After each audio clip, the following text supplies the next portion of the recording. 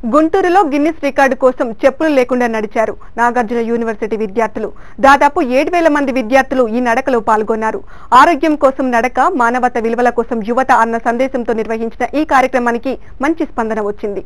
గతంలో పాలమూరు యూనివర్సిటీ ఆధ్వర్యంలో 2,500 మంది లార్జెస్ట్ బేర్ ఫుట్ వాక్ నిర్వహించారు. ఆ రికార్డును బ్రేక్ చేసేందుకు ఈ కార్యక్రమం చేపట్టినట్టు నిర్వాహకులు తెలిపారు. ఈ రోజున యువత ఎదుర్కొన్నటువంటి ఆరోగ్య సమస్యల్ని దృష్టిలో పెట్టుకుని అదేవిధంగా మానవతా విలువల్ని పరిరక్షించాలనేటువంటి ఒక సదాశయాన్ని రెండింటినీ కలిపి ఈ 1 కిలోమీటర్ బేర్ ఫుట్ వాక్ అంటే పాదరక్షలు లేకోకుండా 1 కిలోమీటర్ని నడవటం అనేటువంటి ఒక కొత్త అంశాన్ని ఎన్ఎస్ఎస్ విభాగం చేపట్టడం జరిగింది. ముఖ్యంగా ఇందులో 2 అంశాలు. ఒకటి, ఆరోగ్యాన్ని కాపాడుకోవటం ఎలా అనేటువంటిది.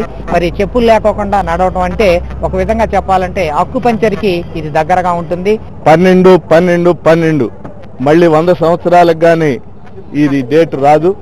ఈ సందర్భంగా ఆచార్య నాగార్జున యూనివర్సిటీ 2 జిల్లాల పరిధిలో, ప్రకాశం, గుంటూరు జిల్లాల పరిధిలో ఉన్న సుమారు 6 నుండి 8,000 మంది విద్యార్థులు Guinness book of world record కోసం ప్రయత్నం చేస్తున్నారు.